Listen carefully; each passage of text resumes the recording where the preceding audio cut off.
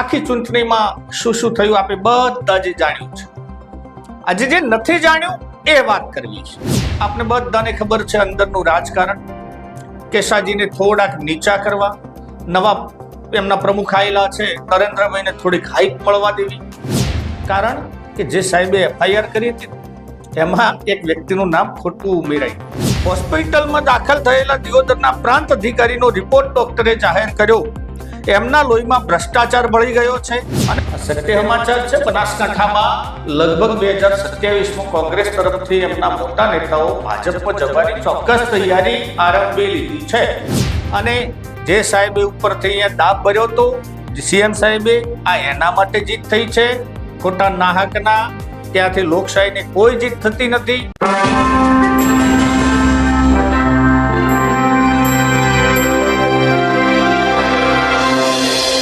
છેલ્લા 5 દિવસથી આખી સોશિયલ મીડિયામાં અને મીડિયા જગતમાં ટોટલી ગુજરાતમાં જેની ખૂબ ચર્ચા થતી હતી એ દિયોદર તાલુકા પંચાયતનું ઇલેક્શન આજે પૂર્ણ થયું છે. પરિણામ આવી ગયું છે અને પરિણામમાં કોંગ્રેસ તરફી પ્રમુખ અને ઉપપ્રમુખની વરણી કરવામાં આવી છે. કોંગ્રેસ તરફથી એમના પ્રમુખ છે પ્રભાતભાઈ મફતસિંહ વાઘેલા અને ઉપપ્રમુખ છે પાનાબાઈ વેલાજી ચાવડા.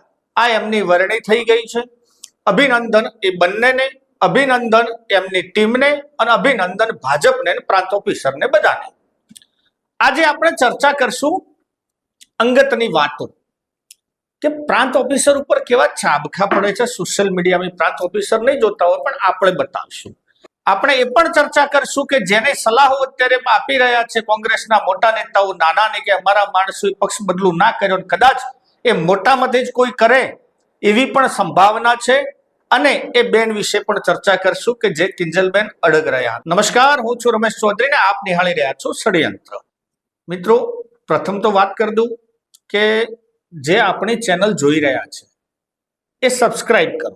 કારણ કે અત્યારે જે અમારા અહીંયા દર્શાવે છે આંકડાઓ એ પ્રમાણે લગભગ 30% જ સબસ્ક્રાઇબર છે અને 70% એવા વ્યક્તિ જોઈ રહ્યા છે જેને આપણી ચેનલ સબસ્ક્રાઇબ નથી કરી, યુટ્યુબમાં હોય તો, અને ફેસબુકમાં હોય તો ફોલો નથી કરી.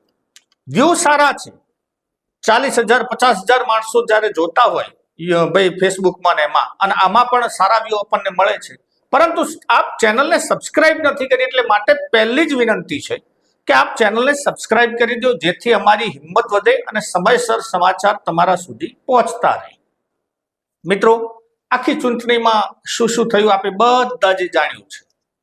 આજે જે નથી જાણ્યું એ વાત કરવી છે.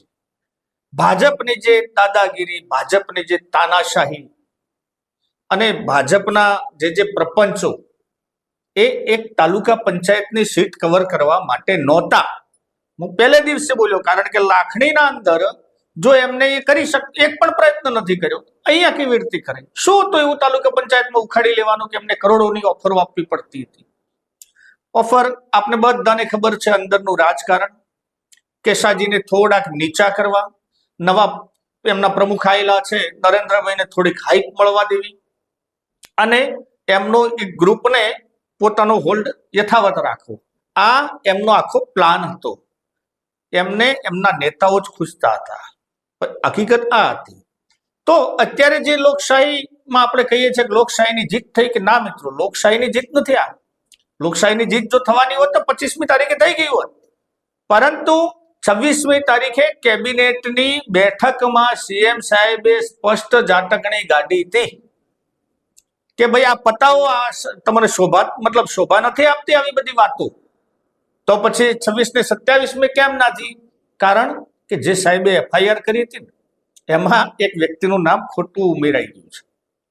એમને ભલે શરત ચૂકતી કર્યું હોય કે પાર્ટીને પકડવા કર્યું હોય, એ વ્યક્તિ કદાચ આનામાં દ્વેષભાવ હોય, બની શકે છે. પણ એ વ્યક્તિ એની દુકાનમાં બેઠો હતો સીસીટીવીમાં, અહીંયા 307 જેવી કલમ એમને લગાવી દીધી છે. બીજી વાત કે માની લો કે હાઈકોર્ટમાં આખી મેટર જાત તો શું અધિકારીને કોર્ટ માફ કરત? કોર્ટ એમની ઝાટકણી કાઢવાની હતી.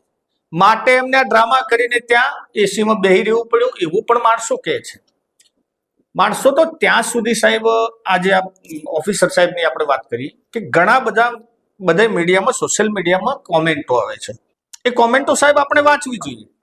અને તમારા નામની જે પોસ્ટો ફરે છે ને સાહેબ, એ જો કે દિયોદરના પ્રાંત અધિકારી હોસ્પિટલમાં દાખલ થયા, ડોક્ટરે નિદાન કર્યું કે ભાજપવાળા જ્યાં સુધી કોંગ્રેસના બે નેતાની ખરીદી ના કરી લે ત્યાં સુધી સાહેબ સાજા નહીં થાય.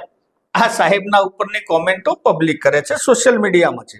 એક બીજી પણ કોમેન્ટ છે સાહેબ, હોસ્પિટલમાં દાખલ થયેલા દિયોદરના પ્રાંત અધિકારીનો રિપોર્ટ ડોક્ટરે જાહેર કર્યો, એમના લોહીમાં ભ્રષ્ટાચાર ભળી ગયો છે અને શરમના કણો બિલકુલ છે જ નહીં. સાહેબ તમારા ઉપર કહેવાય છે. અને ભાજપિયાઓએ આપેલી નોટોના વજનથી બીપી ઘટી ગયું છે. આ વિચારી લો સાહેબ, આ અધિકારીને આ શોભતું ના હોય. નેતાઓ તો આજ છે કાલ બદલાઈ જાય, અને આપ તો એક સક્ષમ જવાબદાર અધિકારી છો, એટલે નેતાઓના ઈશારે કામ ના થાય. આજ એમનો વારો છે ને કાલ સત્તા બદલાઈ જશે અને એ દિવસે આ બીજા નેતાઓ ખાર રાખીને બેઠા હશે.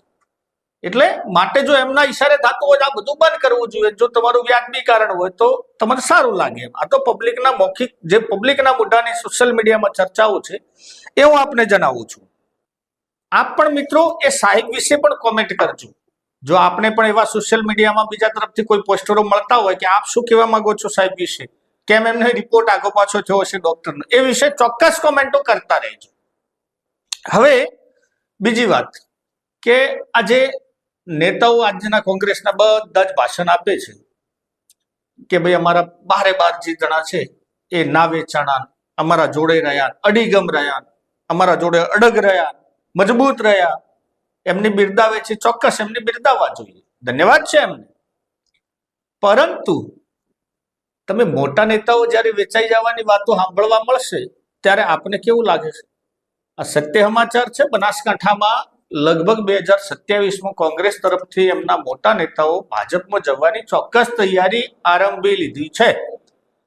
એક નેતાએ 2 મહિના 2.5 મહિના પહેલા, એટલે ચૂંટણીના પહેલા જવાની તૈયારી કરી દીધી હતી, પણ એક મેટર બની ગઈ છે, ભાઈ રોકાઈ ગયા, કારણ કે એ ટિકિટની ના પાડી દીધી.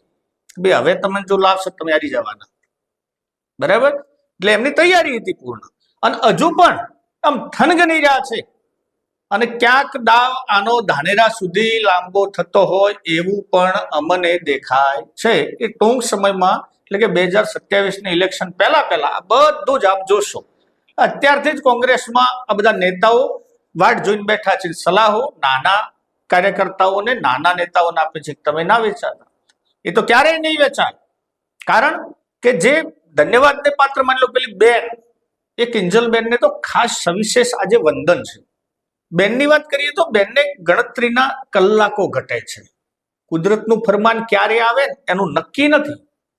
આ કઈ ફિક્સ એમેઝોનની ડિલિવરી નથી કે ભાઈ આટલા ટાઈમમાં આવી જશે, પણ કુદરતના ફરમાન જ્યારે આવે ત્યારે જે એમને અડગતા દર્શાવી, જે એમનું મનોબળ મજબૂત રાખ્યું અને આજે પણ મિટિંગમાં હાજર રહ્યા, એ ધન્યવાદ આખા ગુજરાતે આ બેનને આપવો ઘટે.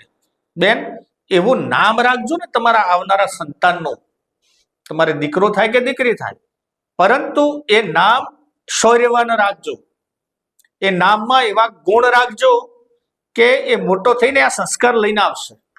તમે જે આ છેલ્લા દિવસોમાં આ સામનો કરી રહ્યા છો ને, પ્રકૃતિનો નિયમ છે મિત્રો, તમસ રજસ સત ગુણવતી માતા પ્રકૃતિ પ્રધાન, જેવી જેની ભાવના એવું એનું સંતાન.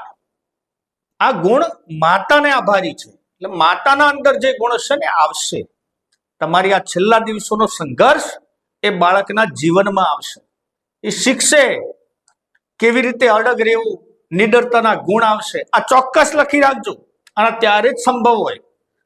એટલે બેન, એવું સરસ નામ પસંદ કરજો કે કોંગ્રેસના અને ભાજપના બધાને યાદ રહે, અને આપણે શુભેચ્છા આપીએ છીએ કે એમ કેમ આપની ડિલિવરી પૂર્ણ થાય અને સારા સમાચાર મળે.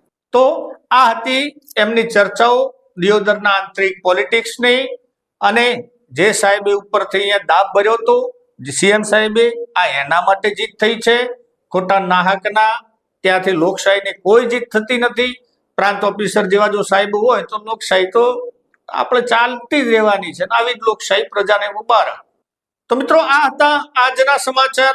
મિત્રો, વિડીયો ગમે હોય તો લાઈક, શેર અને કોમેન્ટ કરજો, ને ચેનલને સબસ્ક્રાઇબ કરવાનું ભૂલતા નહીં. જય હિન્દ, જય ભારત.